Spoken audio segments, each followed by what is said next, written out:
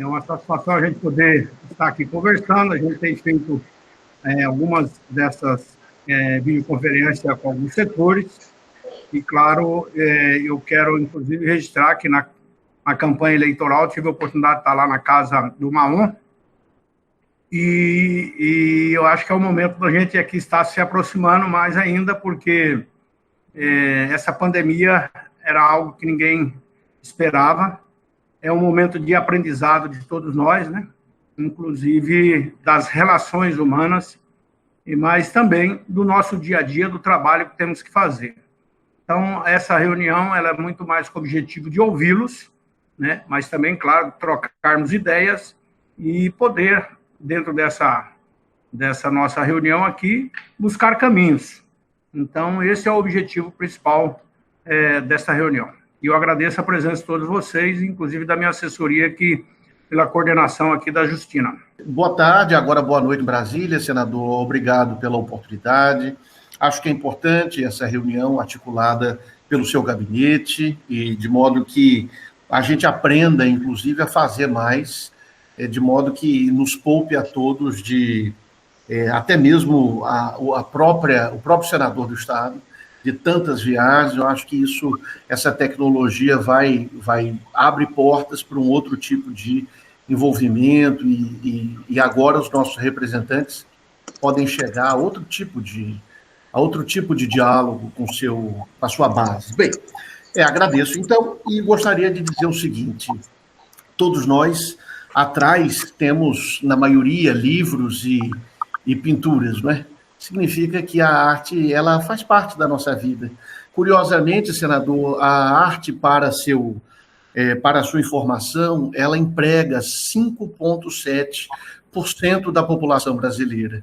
Isso, para qualquer tipo de alegação, para qualquer tipo de fundamentação do seu voto, do seu convencimento, é importante saber que o segmento artístico emprega 6%, quase 6%, da população brasileira. Então, esse é um ponto, em tempos de crise, em tempos de contingenciamento e de discussão do que é essencial, entre aspas, a arte não é apenas essencial por uma questão meramente subjetiva, mas a arte, o setor artístico, emprega efetivamente 6% da população brasileira. Então, essa aura que a arte tem e deve ter em discussões pragmáticas deve ser levada em conta, que emprega e gera recursos. Bom, esse é um ponto. Existem determinados segmentos artísticos que são mais penalizados do que outros, evidentemente. Muito embora eu seja um escritor, geralmente os escritores partilham a sua atividade com outra atividade principal.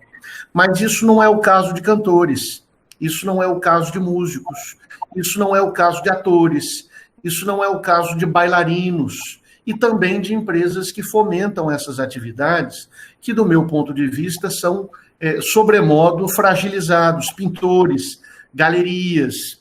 Agora, nós estamos aqui diante de uma possibilidade de uma ajuda federal, como coletiva e individual. Agora, o nosso problema, senador, é que provavelmente até saia a ajuda, mas o que eu queria raciocinar e refletir e colocar isso para a discussão, e aí eu encerro a minha participação, é o seguinte: nós estamos vendo uma dificuldade violentíssima que o BNDES tem de garantir dinheiro, de fazer garantias federais para que os bancos liberem na ponta os empréstimos para empresários. E, por outro lado, um sistema burocrático quase invencível. A pergunta é, antes de liberar esse dinheiro, antes de liberar esse recurso, se for liberado, nós podemos batalhar para desburocratizar esse dinheiro, seja para autônomos, seja para empresas que lidam com arte? Essa é uma preocupação, senador, tão grande como a própria liberação do recurso. Era isso. Muito obrigado. Eduardo, hoje, na verdade, no Brasil, eu sempre tenho dito e repetido o que outros falam também, o senador Jorginho, do PL, ele foi autor de um projeto exatamente de incentivo à micro e pequena empresa. Mas o pequeno empresário, o médio empresário hoje no Brasil, para ir ao banco buscar a prata, ele tem que levar o ouro na frente. Ou seja, o banco impõe tantas condições que para ele ter acesso a qualquer recurso, ele tem que ter, primeiro, garantias que normalmente chegam a 140%. E ainda essas garantias têm que sofrer uma avaliação do próprio banco, da própria empresa financeira. E, às vezes, para fazer a avaliação dessa garantia, já começa. Quem quer tomar o dinheiro tem que pagar para fazer a avaliação. E, às vezes, um pequeno empresário tem que pagar 5 mil, 10 mil, 20 mil reais numa avaliação de uma propriedade que ele tem como patrimônio para poder fazer a garantia. Então, hoje, realmente, eu quero dizer que agora nós estamos em sessão e nós estamos com um problema. Desde a terça-feira passada, onde nós queríamos votar um projeto no sentido de tabelamento dos juros. Porque os juros hoje não são juros, né? Mais do que agiotagem, é crime hoje o que é feito pelo sistema financeiro, cobrando juros de cheque especial aí de forma absurda. E não conseguimos votar. Isso está criando um certo impasse dentro do próprio Senado, porque a matéria não é colocada para votar. Vamos votar, mesmo que vença ou não, o importante é que se vote. Mas o rumor muito forte é que a FEBRABAN está fazendo tudo para que a matéria não seja votada. Então, quando a gente vai falar de cultura, principalmente, as grandes empresas não é a maioria desses 6% que você falou. Quer dizer, a grande maioria dessa população, seja o empresário, ou seja o produtor diretamente, o artista, ele muitos individuais, né? Então, eu sempre tenho dito também nas minhas falas que mais importante do que a garantia, principalmente para o BNDES, que é o Banco de Desenvolvimento, o S de social, teria que ser o talento, muito mais do que qualquer garantia. Mas o que acontece? O BNDES ele não é um banco finalista, ele não tem a ponta. Então, o recurso do BNDES, principalmente no nosso caso, aqui do Centro-Oeste, nós não temos um banco de desenvolvimento. Nós temos um banco de desenvolvimento criado na Constituição, mas ele não está implantado. Então, essa é a única região que não temos ainda um banco de desenvolvimento. Nós temos bancos, digamos, bancos econômicos, bancos privados, e temos ainda a Caixa Econômica e o Banco do Brasil, mas são bancos também que agem praticamente da mesma forma. Ao aplicar, exige as mesmas garantias. Então, é uma dificuldade hoje que nós enfrentamos muito, muito forte. E se você perguntar, vamos mudar esse sistema? Nós estamos tentando criar um fundo de aval exatamente para que os pequenos e médios possam ter acesso através do fundo de aval. Só um pouquinho. Não, senador Wellington Fagundes. Não, senhor presidente. Eu voto não. Não, senador Elisiane. Eu estava votando aqui, porque o nosso sistema emperrou, então não estamos conseguindo votar na internet. Então, esse realmente é uma... Parabéns, senador. Aqui é o Enem. Então, realmente é a situação que nós estamos vivendo hoje. Então, eu espero que, com toda essa dificuldade que nós estamos enfrentando da pandemia, e essa dificuldade, a recessão, ela hoje já é certa no mundo inteiro, e o Brasil também teremos muitas dificuldades. Agora, a maior dificuldade nossa também, eu acredito que é a dificuldade burocrática. Tudo no Brasil é muito demorado, é muito lento. Então, o que nós podemos fazer? Temos que lutar ainda. Esse projeto 1075 da deputada Benedita da Silva tem que ser tramitado. Então, depende muito ainda de ser colocado esse projeto na pauta para que a gente possa votar. Projetos como esse, e aí se depois a gente quiser falar sobre o projeto em si, o financiamento, enfim, o subsídio, podemos falar. Mas eu acho que eu poderia resumir a minha resposta a essa dificuldade, à burocracia e principalmente ao sistema financeiro, que é muito forte no sentido de emprestar para quem tem, e aqueles que não têm, que são que precisam, têm muito mais dificuldade. E é cultural no Brasil, não sei se é no mundo inteiro, uma empresa, quando ela passa a ter dificuldade, mais difícil fica o acesso também ao recurso. Quando a empresa está bem, o gerente do banco vem oferecer o dinheiro. Quando a empresa está mal, ele quer logo levar na justiça para cobrar. Obrigado, senador. Obrigado a toda a equipe por essa participação. Eu trabalho em diversas linguagens aqui em Mato Grosso, com o teatro, com as artes cênicas, mas eu acredito que o segmento que eu devo estar representando aqui é um pouco audiovisual, que diferencia um pouco do cinema, no sentido de que o cinema a gente fala de grandiosidade, né?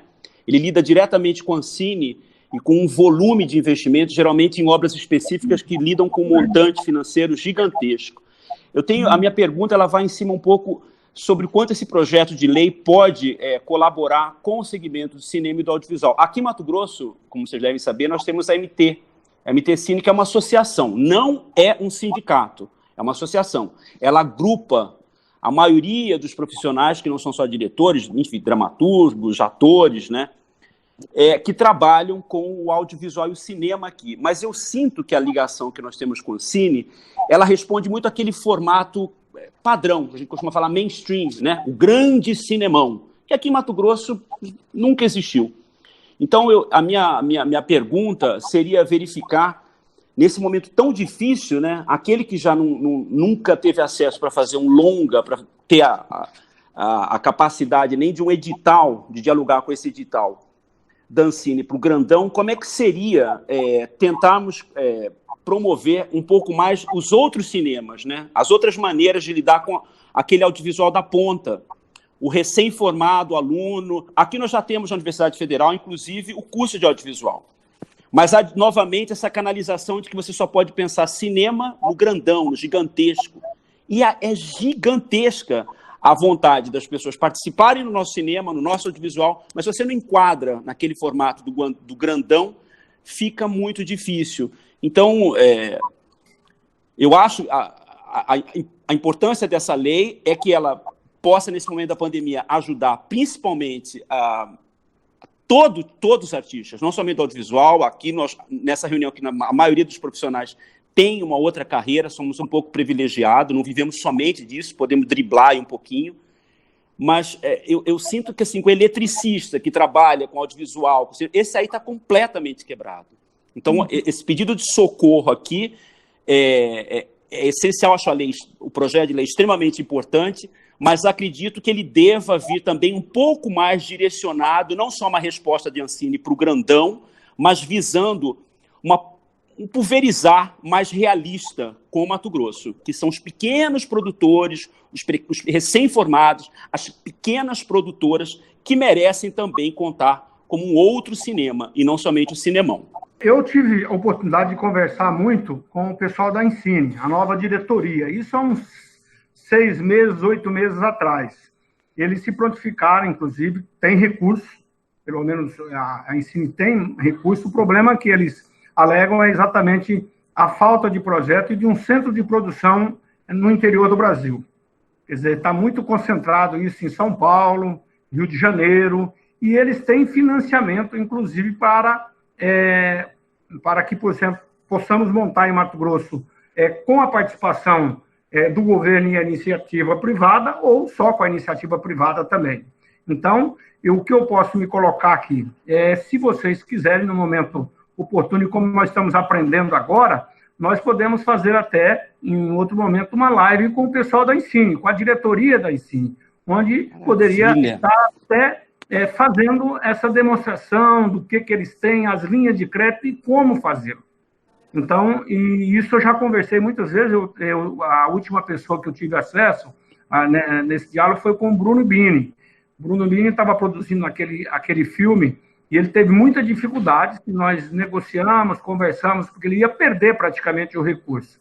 Mas conseguimos, e foi aprovado, enfim. E aí, naquele momento, até eu instiguei o Bruno Bini a gente fazer uma reunião com todos os produtores, com os artistas. Mas aí acabou o tempo e ele teve um problema de saúde também. Mas eu acho que, em resumo, para ser bem objetivo, acho que o que a gente poderia fazer era uma live, uma reunião que que podemos fazer dentro dos próximos 2 semanas, 3 semanas. Olha, senador, como eu estava dizendo, é muito bom falar com o senhor, porque eu sei que o senhor batalha pela área da cultura e, como eu estava dizendo, nós vamos para algumas questões aqui em Mato Grosso. Nós temos um caldo muito bom, que é a Biblioteca Estevão de Mendonça Estadual, que precisa de um apoio. Nossas editoras estão abandonadas. O governo não dá a elas a necessária cura, a necessária salvação, digamos assim.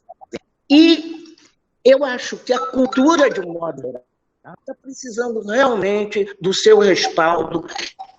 Esses fundos, os bancos, as ações que nós precisamos são imediatas. Tem gente passando necessidade, senador.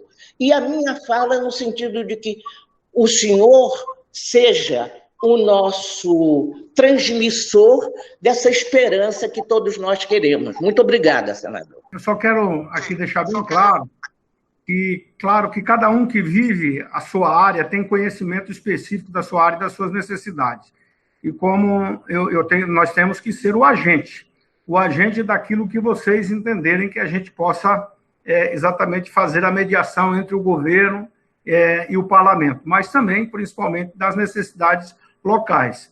Então, essa é uma oportunidade que a gente está conversando, e tudo aquilo aqui que a gente conversar, eu espero que a minha assessoria e vocês mesmos, a gente possa estar dando prosseguimento a isso, para não ficar em vão. E nesse aspecto, a Justina fica com a responsabilidade. Podem contar comigo. Estou aqui para isso mesmo. Boa tarde, senador.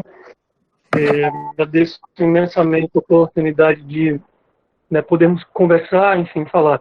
Tentarei ser bastante objetivo. Se eu estiver falando muito, eu peço que me interrompa, senadora Justina, tá bom?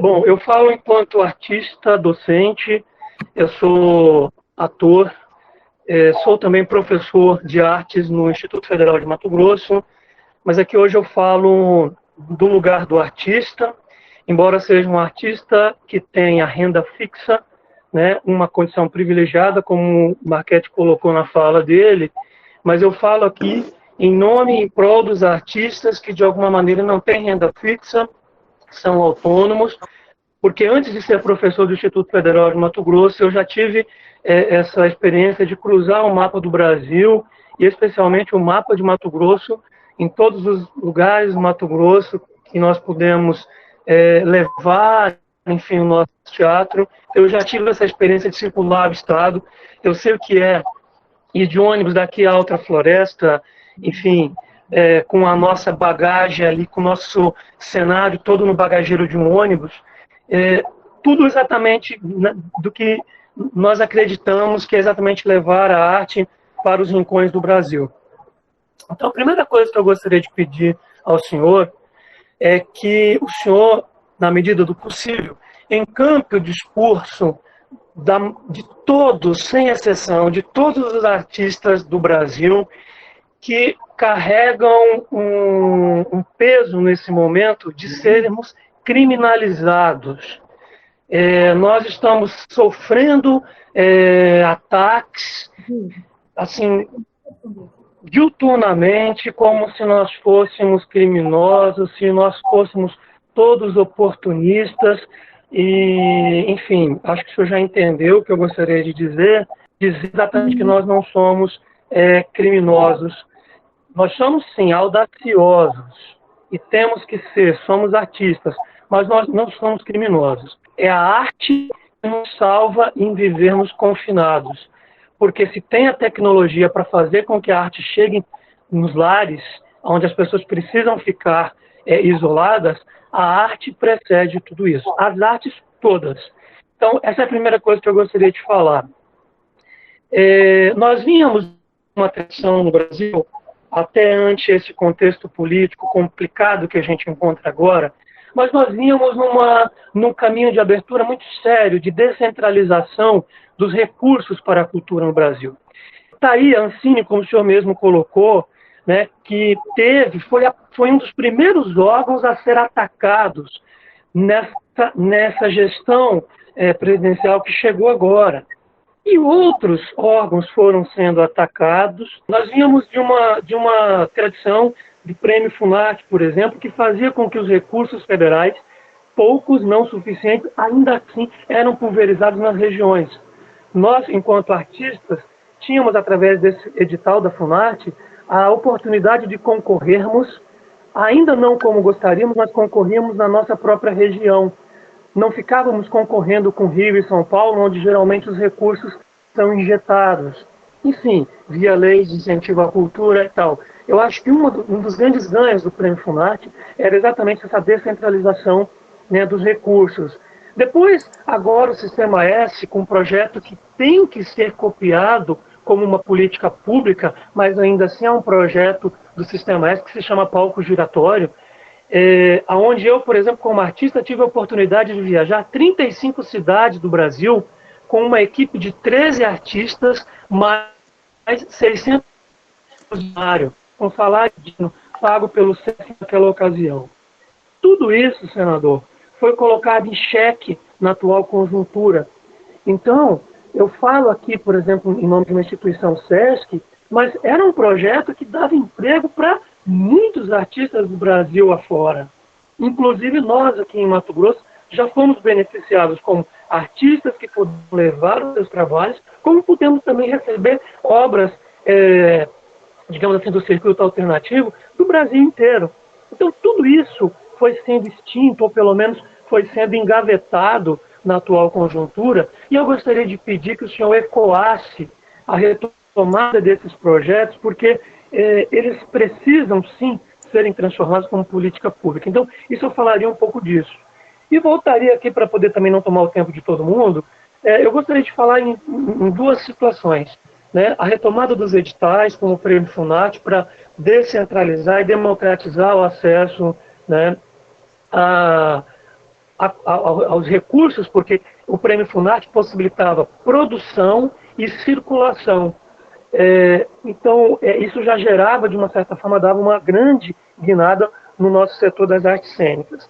E, sem dúvida, eu acho que aí sim vale a pena a gente citar Rio e São Paulo, que estão bastante articulados enquanto segmentos da cultura, reivindicando as ajudas emergenciais, os recursos, porque, vou repetir aquilo que a gente vem dizendo em todas as discussões do nosso setor, fomos os primeiros a parar as nossas atividades. E com certeza seremos os últimos a voltar, porque a cultura, o entretenimento, o que quer que seja, que envolve, digamos assim, aglomeração de público, esses serão os últimos setores que terão as suas atividades retomadas. O que eu posso dizer é que no Brasil tem-se muito costume de desmanchar o que está dando certo, né? Assim foram vários órgãos no Brasil, e também o Sistema S, nós estamos assim, trabalhando muito, porque o Sistema S tem seus defeitos, mas é um sistema que funciona de um modo geral no Brasil inteiro. Então, esse assunto está na pauta, porque o governo fez a medida provisória e nós estamos trabalhando exatamente no sentido de não deixar que um sistema desse todo possa desmontar. Até porque, como você falou, na área da cultura, todo o Sistema S, de modo geral, tem feito um grande trabalho no Brasil. Em relação ao Prêmio FUNARTE, também a sua importância, né? Então, tudo aqui acaba envolvendo dois setores, que é o Ministério da Cultura, que hoje já foi para lá, já veio para cá, né? Porque agora foi novamente para o Ministério do Turismo. Eu acho que a gente pode aproveitar dessa nossa reunião, tentar, logo que possível, dentro de 2, 3, 4 semanas aí, fazermos esse encontro com o pessoal da Ancine e também do Ministério da Cultura, para discutir mais a miúde esse assunto. Prazer estar aqui hoje, representando, junto com a Cecília, que está aqui hoje também, os músicos e, enfim, artistas em gerais do nosso estado, de Cuiabá, Mato Grosso. E a gente vê que essa situação é uma situação crítica, que está de uma forma bem horizontal, né, para todos os artistas. E eu posso dizer um pouquinho com mais propriedade sobre os músicos. Eu sou autônoma e trabalhei 4 anos pelo Sistema S com o SESC, né? Agora tive o meu contrato paralisado e estou sofrendo bem na pele a reverberação de tudo isso, né? Como professora, enfim, lá. Também pude circular pelo projeto Palco Giratório, assim como o Sandro, pelo projeto Amazônia das Artes. Participei de algumas versões da Mostra de Música do Sesc, que foi paralisado. E nesse momento a gente percebe bem esse impacto da paralisação e dessa cristalização que, de alguma forma, funcionava com mais flexibilidade dentro do nosso estado e do Brasil, né? Então eu venho aqui colocar que essa situação agora para os músicos, principalmente para os músicos autônomos, que não têm um salário fixo, enfim, que não trabalham diretamente vinculados a alguma empresa, tá uma situação muito delicada. Nós fizemos recentemente uma live que foi para angariar cestas básicas, inclusive com o apoio do LAD Sonorização, Edmilson Maciel esteve à frente, eu dei apoio nessa ação junto a outros artistas. Nós estamos nos organizando nesse sentido, conseguindo doações, porque realmente quem vive, por exemplo, de tocar na noite, são as pessoas que estão mais abaladas nesse momento, e também aquela cadeia toda, né, os holds, os profissionais de iluminação, os profissionais de sonorização, todas essas pessoas que estão associadas a essa cadeia produtiva do nicho artístico, não só da música, mas do teatro, da dança, enfim, do cinema, e da própria literatura também, que também realiza concertos, né, e também está tete a tete com o público. Então, assim, a gente tem visto que a importância de novas ações, deputado, para que, de certa forma, supra esse momento. Então, assim, por exemplo, o que tem acontecido, a gente vê muito as lives, né? Então, é uma forma da gente manter esse contato com o público. Algumas lives, elas são cobradas, né? Mas eu também vejo que é uma linha tênue, porque muitas vezes a gente acaba veiculando, o público recebe isso de uma maneira bacana, mas nem sempre a gente consegue esse respaldo e esse retorno financeiro, né? E aí eu me questiono também, depois que isso passar, e não vai passar a ser novamente da mesma forma, porque as coisas se transformam, e se Deus quiser nós vamos sair muito mais fortes e melhores disso tudo, mas será que as pessoas vão voltar a frequentar as salas de concerto? Então, eu vejo assim, quais seriam possibilidades da gente garantir, por exemplo, uma estrutura com o apoio de vocês para esses shows e essas apresentações com um cachê garantido, algo nesse sentido. Teve agora, recentemente, o edital lançado, um edital emergencial lançado pela CECEL, né, que veio de encontro com os artistas, e que é uma ajuda realmente, o edital emergencial, mas que possibilitou muito pouco. Eu, por exemplo, participei com um cachê de R$ 1.200 fazendo uma apresentação. Isso para uma ação emergencial ajuda muito, mas a gente se pensar a longo prazo com relação a tudo que está acontecendo, é lógico que não vai suprir. Inclusive, teve muitos artistas que tiveram dificuldade de entrar porque estavam com documentação atrasada e não conseguiram participar, enfim, com relação a isso. Então, a outra coisa para finalizar, eu gostaria de saber um pouco mais sobre esse fundo de aval, quais são as propostas, como é que vocês pensaram no funcionamento desse fundo, a fim de atender a todos os artistas da nossa terra. Agradeço a escuta e desejo que a gente saia fortalecido disso tudo, porque eu acho que, no final das contas, a gente não está aqui só apenas falando que a gente quer veicular isso por uma questão de dinheiro, mas por sermos conscientes da importância e da relevância que a arte tem diante da sociedade, da humanidade, da história do homem na Terra, e como ela interfere, como ela conduz o homem para um ambiente mais saudável, inclusive, e para um ambiente terapêutico, principalmente nesse momento que a gente está vivendo, a função terapêutica da arte, como isso tem sido importante dentro das vidas das pessoas, nesse isolamento, e como tem trazido um certo conforto, um certo calor. Então, refletir sobre essa importância e como forma de dar continuidade, fortalecimento a todas essas produções, a todas essas pessoas da arte e da nossa cultura que batalham cotidianamente para manter essa chama acesa.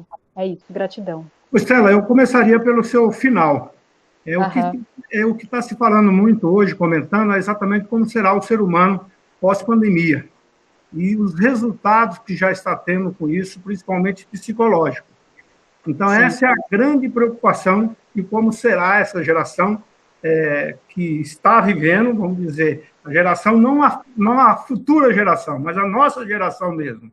Então, sim, como que será o comportamento das pessoas com o isolamento?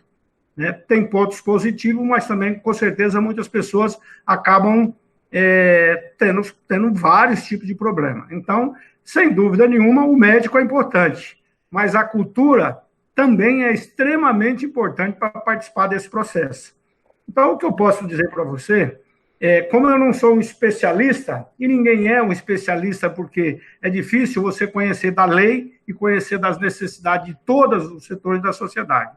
O que eu gostaria de provocar aqui, por isso o objetivo da live é muito mais de ouvi-los, mas o que eu gostaria de provocar é exatamente isso, que vocês pudessem ter, através do senador Wellington, esse meio dentro das angústias e o que a gente pode fazer junto, principalmente ao governo federal.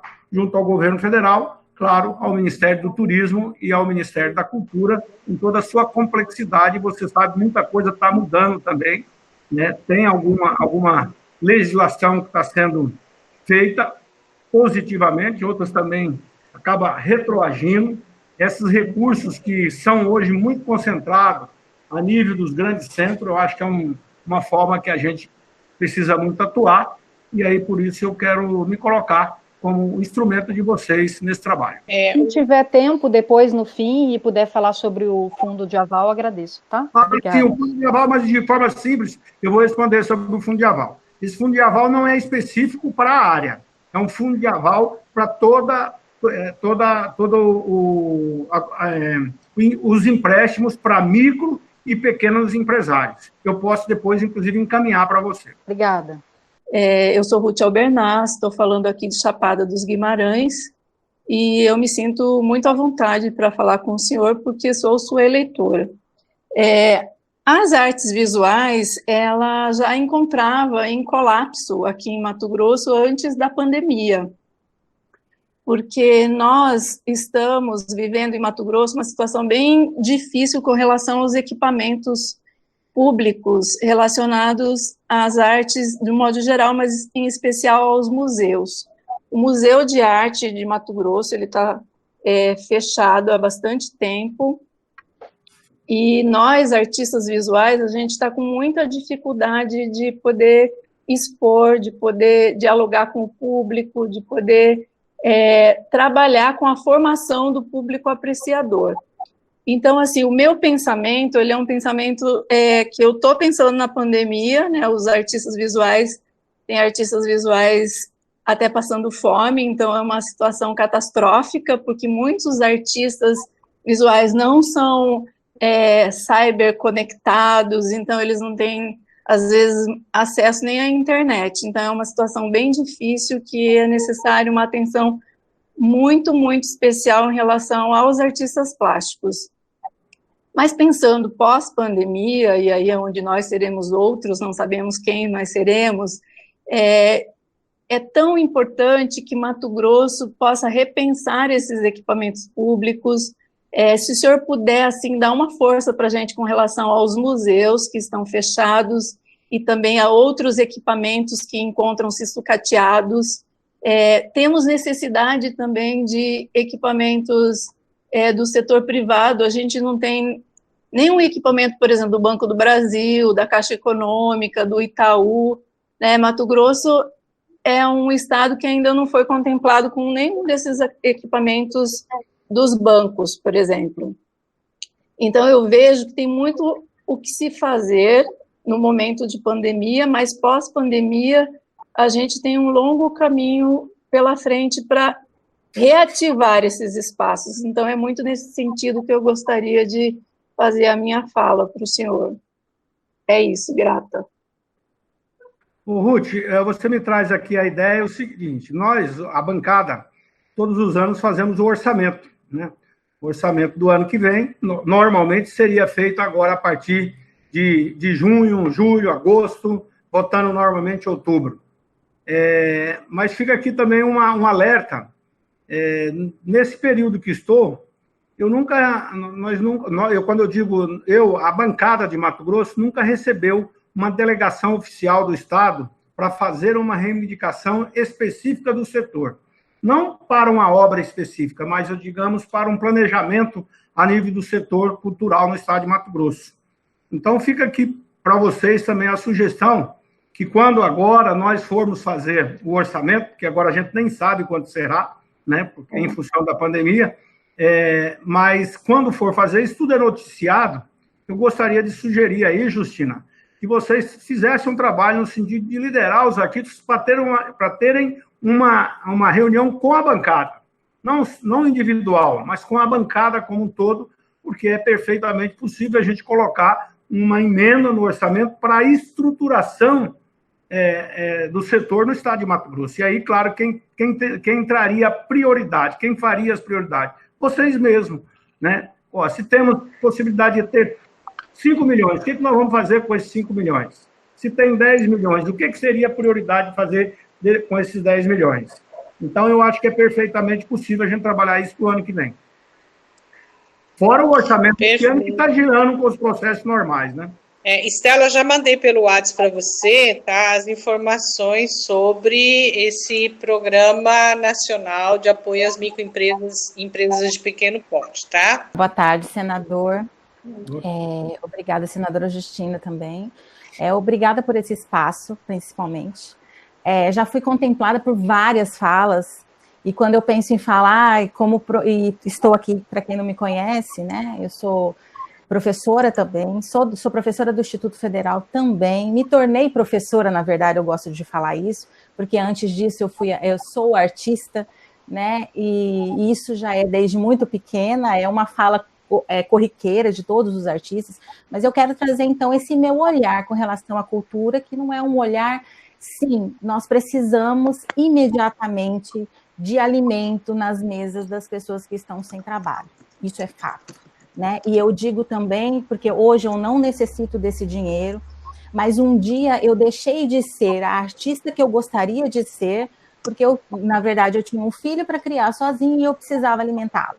Então, por conta da alimentação, a gente acaba tendo outros trabalhos e outras formas de trabalho, ao invés do que a gente se disporia a fazer, na verdade, as nossas vontades e desejos, né?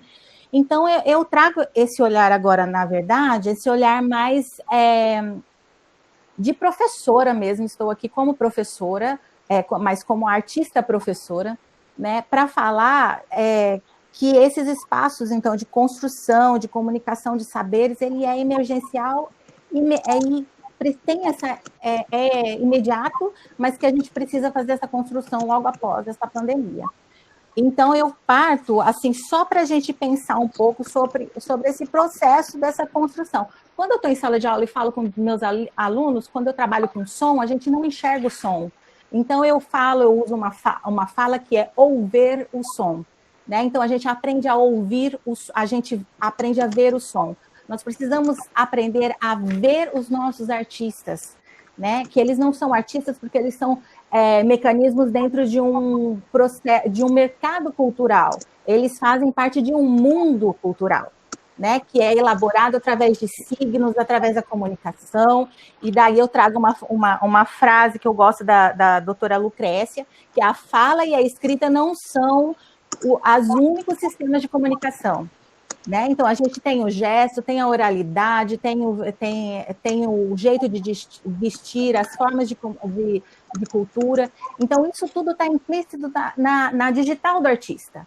Né? Então, a gente precisa, de fato, compreender que nós fazemos parte de toda uma cultura que não é porque nós queremos apenas nos apresentar, mas é que antes disso, nossa formação e nosso olhar é sensível às coisas que não são escritas, às coisas que não são grafadas, né? E aí a gente vai para o lado da música, para o lado da dança, das corporalidades, para o lado de todas as outras artes. Né? Então, como medidas emergenciais, precisamos sim, de fato, mesmo com esses editais, eu venho lembrando que existem que A Ruth acabou de falar, mas existem também pessoas que estão não são digitalmente, não estão no mundo digital. Então, essas pessoas moro no bairro de periferia, em Cuiabá, então, assim, eles estão, de fato, né, sem o que fazer, né, e principalmente também com relação aos profissionais que trabalham na área também de ensino da música, né. Atualmente, a gente perdeu alguns recursos no sentido porque se a gente for falar de arte, a gente tem que falar de ensino, a gente perde isso com a retirada da arte do ensino, né, na BNCC, depois a gente perde quando a gente vai falar sobre pesquisa, agora com essa última portaria de pesquisa 1122, que ela não vai subsidiar as pesquisas de humanas, né? Então, assim, a nossa extensão, que seriam por cursos e editais, agora, neste momento, nós precisamos também pensar naquelas pessoas que não têm esse acesso, né? Então, talvez pensar que museu é esse que a gente vai ter, como a Ruth já trouxe, mas que teatro é esse que a gente vai ter neste momento, são as salas de músicas, os editais, os pontos de cultura, né? De que forma a gente pode tá se organizando, e isso não é uma fala imediata, né? É uma fala construída que a gente tem que sentar e, de fato, em 3 minutos a gente não consegue falar sobre toda essa problemática. Então, só trouxe mesmo, na verdade, longe de me representar, mas trazer esse olhar sensível dentro dessa arte, que sim, é um campo muito complexo, e a gente vai desde o mercado de trabalho até o mundo do trabalho, né, que é uma amplitude muito maior, né? Então, isso tudo é emergencial, porque nós estamos falando de pessoas, né? Então, eu quero aqui agradecer a minha participação, a minha fala, esse espaço de fala. Muito obrigada. Eu gostaria de dizer a todos vocês que a Cecília me dá a oportunidade aqui também de dizer que abrir espaço para o setor cultural também é exatamente estruturar o nosso setor de educação. Eu me lembro quando a gente fez a transformação das escolas técnicas em IFETs, os Institutos Federais de Ensino Tecnológico.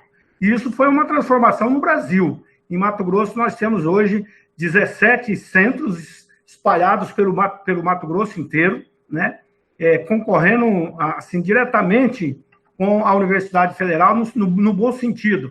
Tanto é que o IFET hoje, não só no número de alunos, mas também nos espaços que estão criando, como é o seu caso, né, Cecília, que está aí trabalhando dentro do IFET.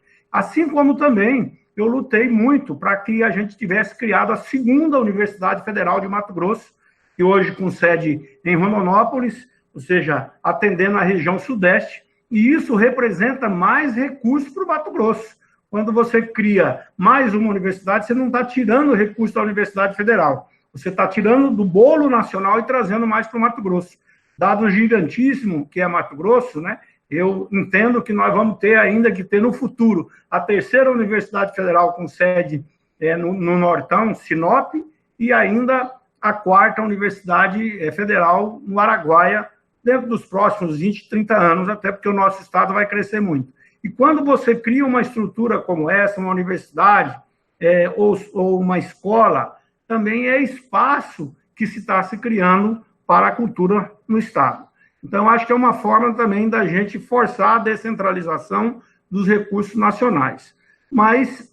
E aí também, inclusive no caso do IFET, nós colocamos também esse ano uma emenda de bancada específica para o Instituto Federal. Ou seja, como será aplicado, isso será uma direção do próprio Instituto.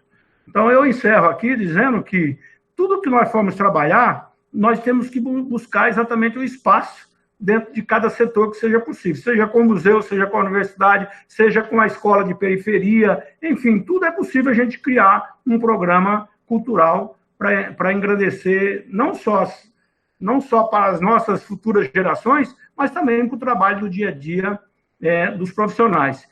Outra coisa que sempre me causa angústia é as escolas não funcionarem final de semana.